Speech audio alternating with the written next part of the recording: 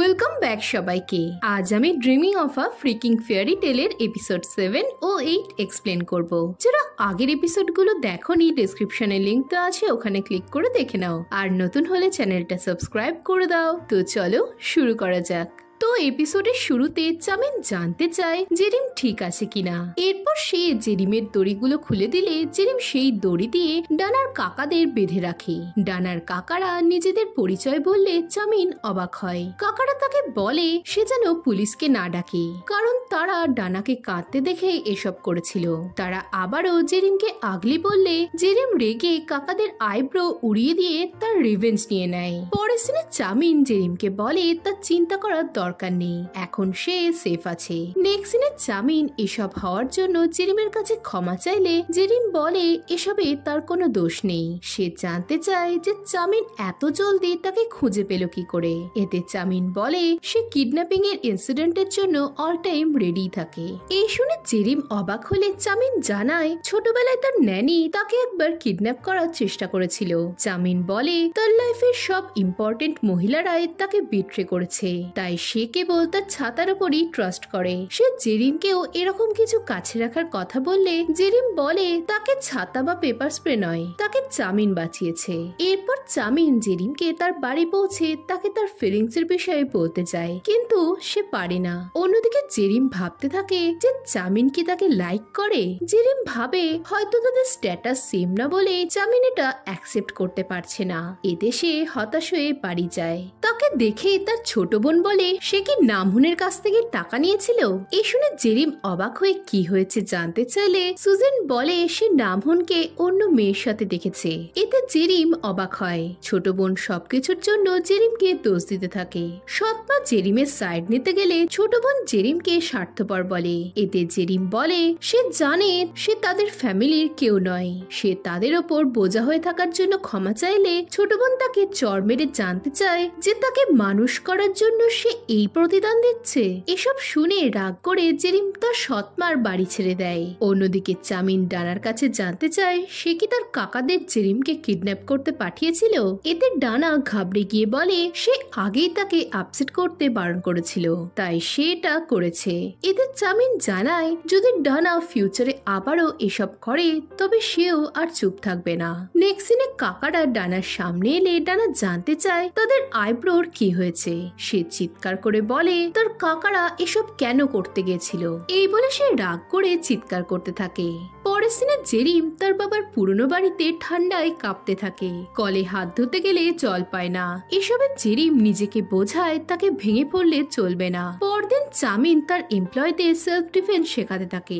জেরিম late করে কাজে এলে চামিনের কারণ জানতে চায়। এতে জেরিম ভাবে চামিন তার কেয়ার করার চেষ্টা করলেও সে তার নয়, তাই সে এর উত্তর না দিয়ে চামিনকে এরকম পোশাকের কারণ জানতে চায়। এতে চামিন বলে সে সবাইকে ট্রেন করছে। পরের সিনে সে জেরিমকে বাঁচার নানা ট্রিক্স শেখায়। এই সময় বেক সেখানে এলে চামিন রেগে যায়। বেক জানতে চায় জেরিম সেদিন তার স্টুডিওতে মজা করেছিল কিনা। সে জেরিমের সাথে প্রাইভেটলি কথা বলতে চাইলে চামিন বেকের ওপর আরো রেগে যায়। নেক্সট সিনে জেরিম বেককে বলে সে তার সিক্রেট কোনোদিনই কাউকে বলবে না। বেক বলে সে এতদিন যত মেয়েদের দেখেছে তাদের মধ্যে জেরিম অনেক আলাদা। সে জেরিমকে লাইক করে বললে জেরিম হাঁ হয়ে যায়। অন্যদিকে চামিন ভাবে বেক ও জেরিম হয়তো ডেট করতে শুরু করেছে। এসব ভেবে সে বাচ্চাদের মতো হাত পা ছুটতে থাকে। এদিকে জেরিম ভাবে চামিন তাকে লাইক করলেও সেটা সে এখনো তাকে বলেনি, কিন্তু বেক তাকে ওয়েলকাম করছে। এসব ভেবে সে কনফিউজড হয়ে পড়লে চামিন তার কাছে এসে জানায় জেরিম তাকে আঘাত করায় সে তার ঘাড় সোজা করতে পারছে না। এতে জেরিম তাকে পাত্তা না দিয়ে বেকের তারিফ করতে থাকে। চামিন জানতে চায় তাদের মধ্যে কি চলছে। এতে জেরিম বলে বেক তাকে রিয়েল ম্যানের মতো সোজাসুজি তার ফিলিংস এর কথা জানিয়েছে। এতে চামিন জেলাস হয়ে বেকের নামে খারাপ কথা বলতে থাকে।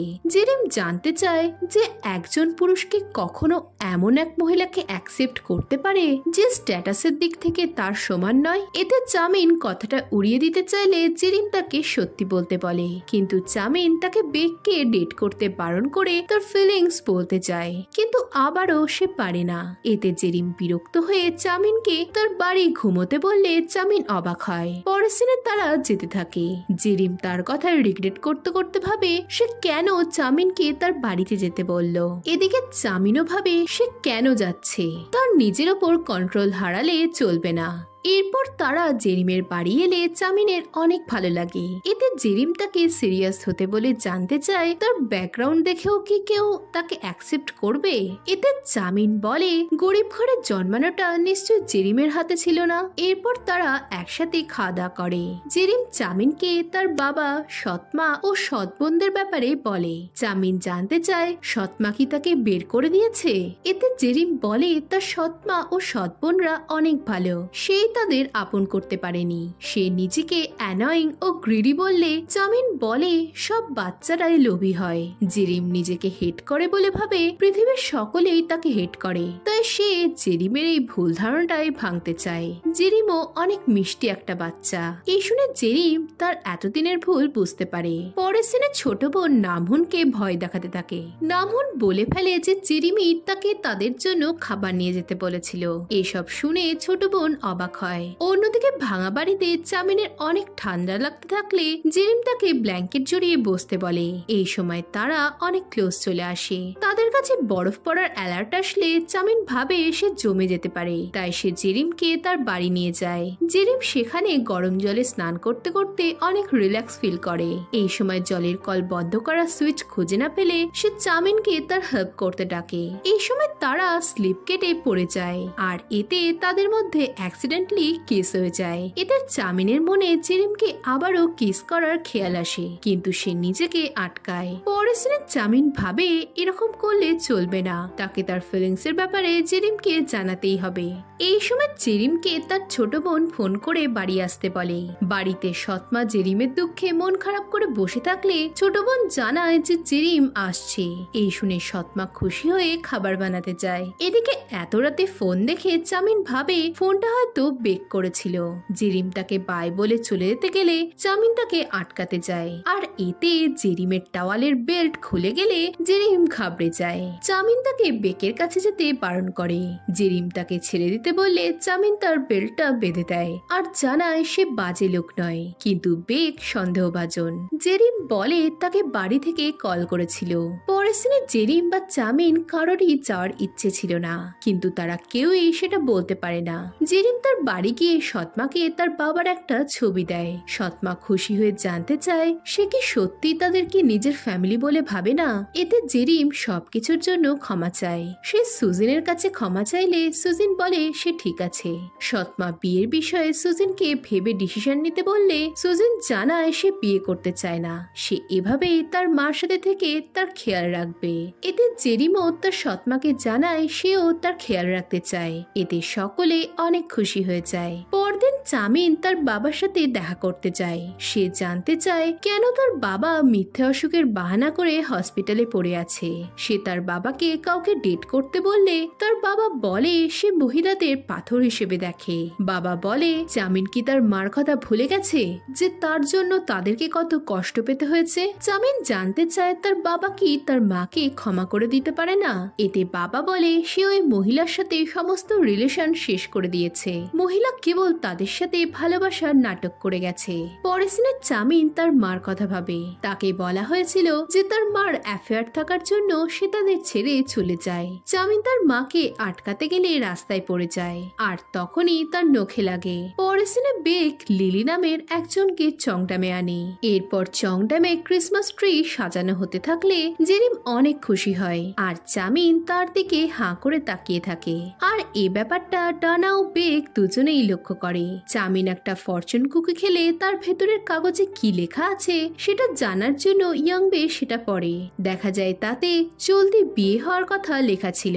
নেক্সট সিনে ডানা জেরিমকে দেখে তাকে সাহায্য করার কথা ভাবতে থাকলে সেখানে পার্টির মেয়েটা আসে। সে জেরিমকে দেখে তাকে অপমান করে আর জল ফেলে তাকে মুছতে বলে। ডানা তাকে এসব করতে বারণ করলেও সে শোনে না।